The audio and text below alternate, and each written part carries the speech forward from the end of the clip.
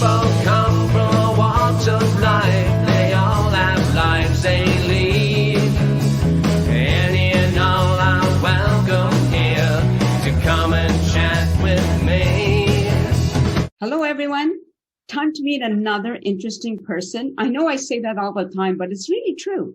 So many different interesting people and the different things they do. Today's guest is named Lois Boughton, and she is a holistic practitioner. I got that right, I hope? Yes, you did. Okay, so tell me about what does that entail? Well, for different people, I think it entails different things. But for me, my practice includes energy work, mainly based in a Reiki energy, and we can talk about that in a little bit. Okay. I also hold groups for meditation. I do one-on-one meditation with people. I do group meditations, and before COVID, we obviously met in person, and now I do group meditations online. And it's worked out so well that we're probably going to continue doing that. I also offer transformational coaching. That's part of my process with individuals. And that's to help people move forward out of perhaps the rut they're in or the difficulties they're experiencing. So I guide them through that process. I also custom blend my aromatherapy oils and so on, my synergistic blends and creams and so on.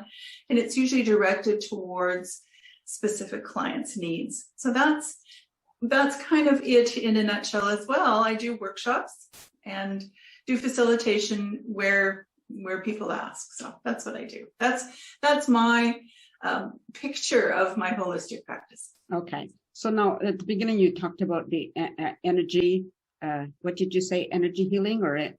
Energy healing, energy work with Reiki. Yes. Mm-hmm. Okay. So no, I've heard of Reiki and a lot of people have, but it doesn't mean necessarily doesn't necessarily mean we know exactly what happens. Could you explain that?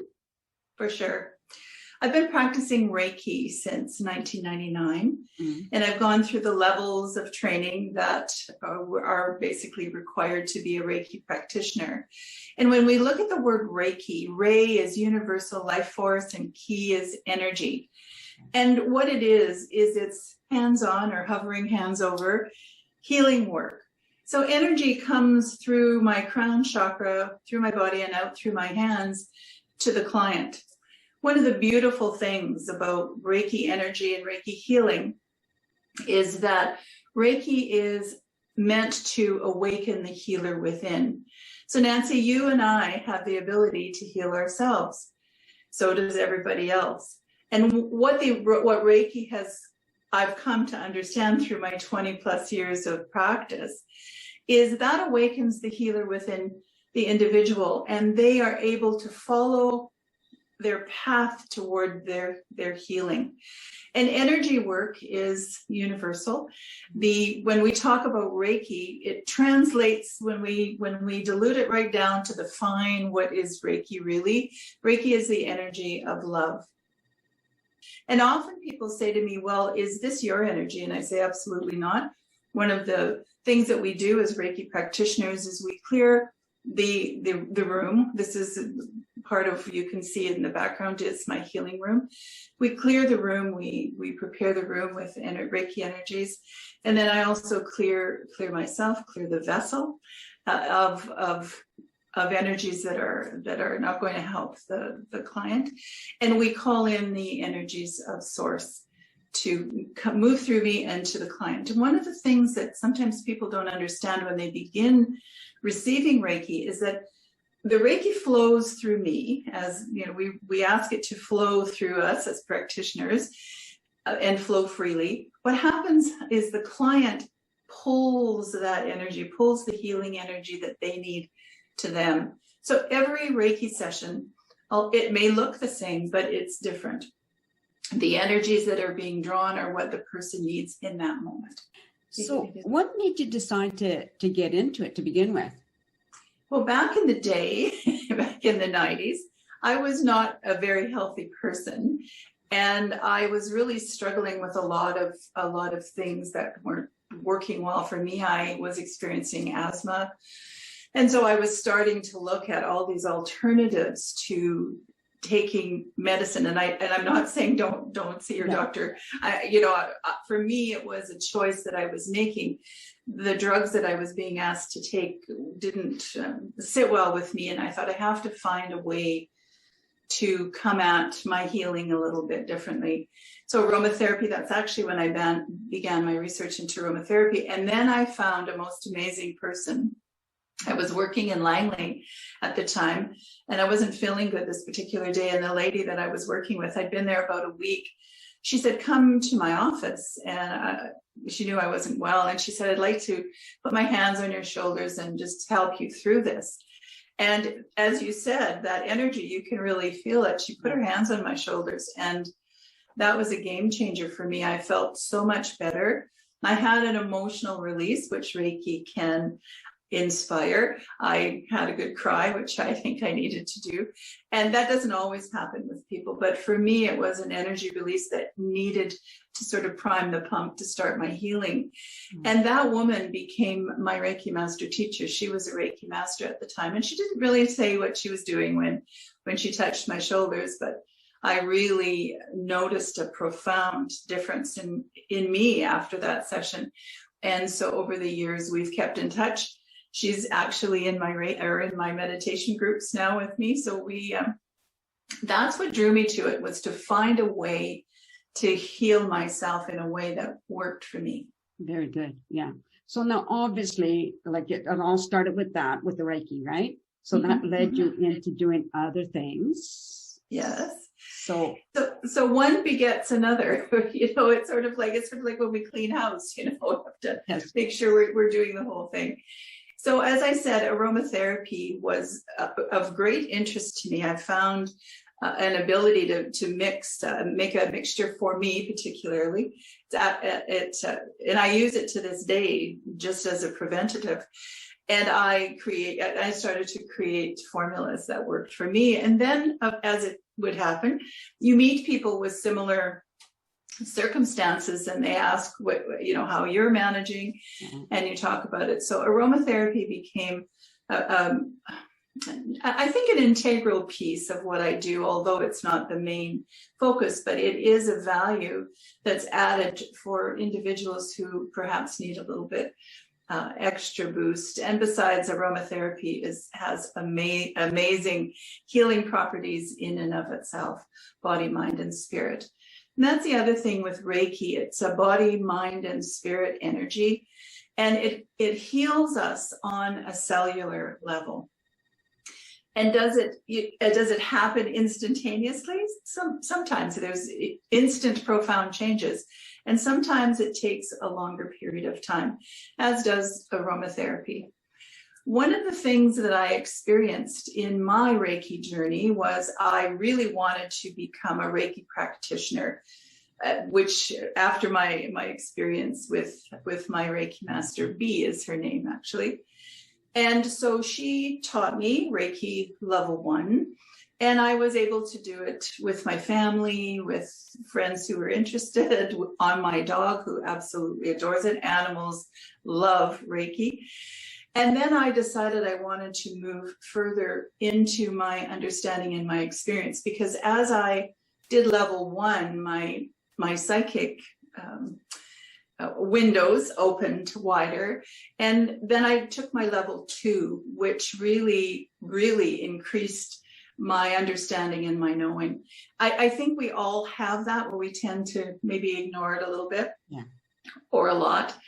So with each level of Reiki, I realized that my intuition was becoming stronger. My psychic abilities, for lack of a better term, were becoming much more sharp.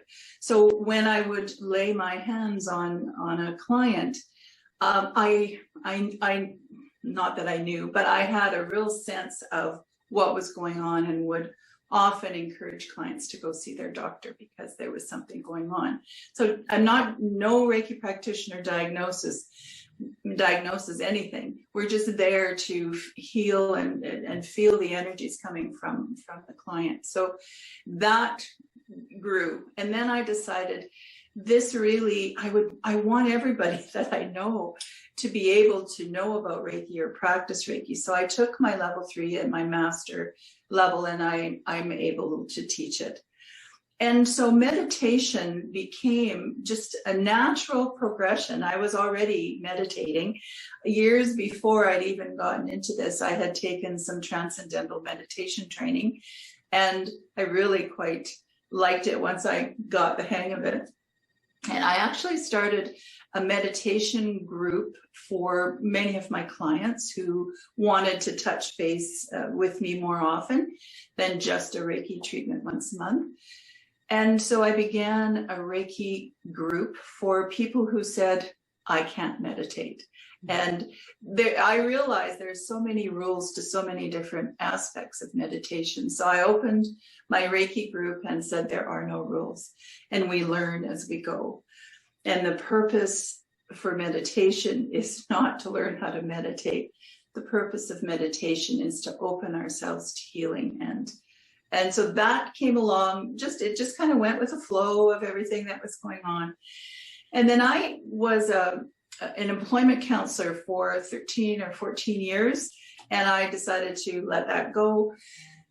And then I realized with the healing work that I was doing that my coaching training and work that I'd done as an employment counselor was very, very helpful to people. So then I started to work with clients in coaching, transformational coaching. Mm-hmm. So it all kind of moved together. At first, I thought everything was in silos, like very separate. I didn't see the whole picture. And now for the last 5 or 6 years, everything comes together in pieces and parts, whatever it is that a client needs and wants. I was just thinking about, as you're talking about it, and I'm just thinking about those people who are negatively affected by COVID. You know, a lot of people are, and they're not able to, like, they get into that deep, bad place, you know, and if they don't reach out to somebody like you online, imagine they're just waiting for that day when once again you can go see somebody in person. It must be really tough for those people now, but imagine you do have some like that come to you online. Yes, absolutely. Zoom. Yes, I do a lot of work with clients through Zoom. Meditation is a big one. Aromatherapy obviously is, I need to make the product, and then we make sure, or I make sure I get it to the clients. Transformational coaching is really, Zoom lends itself to that platform of coaching. And I do work with several people right now who are doing exactly that, saying, you know what, I'm having a really difficult time moving through all of this unknown. I think that's a big piece of what we're going through in COVID. If we knew on July 3 that everything was going to be done, we could hang on, right? Yeah. But so many people have been hanging on, and don't really know what to do with it. It's very, very challenging. So transformational coaching has helped that. For some people. It's not for everybody. Mm-hmm. One thing, though, I really believe is for everybody is meditation.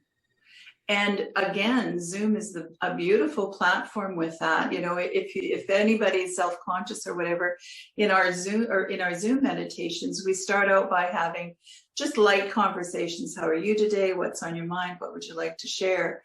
And then when we're ready and I guide them in meditation, they're invited to close their camera, mute their mic, so they really are in a private setting, able to meditate in their own way from my guided meditation. And then at the end, we all turn our cameras back on and everybody unmutes themselves, and we gather briefly before we're done to say goodbye. And the feedback that I've received from my clients and my friends who come to meditation on Tuesdays and Fridays, what they've said is it's a lifeline for them through this challenging time. It really helps bring calm, peace, serenity, tranquility, simply the deep breathing. I mean, we do one of the things, we breathe all the time. We just never even think about it. But in meditation, we do mindful or focused breathing. And 3 long exhales and inhales, or 5, moves our body into the parasympathetic nervous system, which allows us to heal on a very deep cellular level. So that is why breathing is so important. And so many of us shallow breathe way up top. And in meditation, when we breathe deeply and we exhale long and slow and allow that release in our body, we absolutely relax. And the body goes, thank you. I'm finally able to take some time now to do some healing.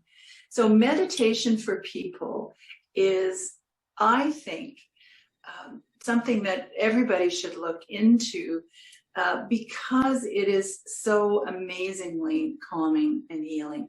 And it's so easy to do. And it's nice to do it in a group sometimes. Some people like to meditate alone, which is great. But group meditations are good as well. That beautiful synergistic energy that occurs from all the people that join. So if somebody wanted to reach out to you to join you in the meditation, how would they do that? They can, I'm old school, but they can email me, excuse me, at Lois, Lois, at loisboughton.com, or they can text me or phone me, 604-217-1826. I also have a website. It's live, L-I-V, positivechange.ca. So any one of those 3 ways, but text is good and emails are fine. And I send everybody the Zoom link. And that's the other thing. There's, I'll talk to them about, we have an opportunity for a monthly membership or a drop-in, whatever works for them. And I always say to people, come once or twice to the meditation to see really if it works for you, because all does not work for everybody. So it's nice for them to be able to come, no pressure, see if this is something that fits for you. And then if they want to go further, then we'll chat. That's awesome. So thank you everybody for watching. Be nice, be kind, and peace out.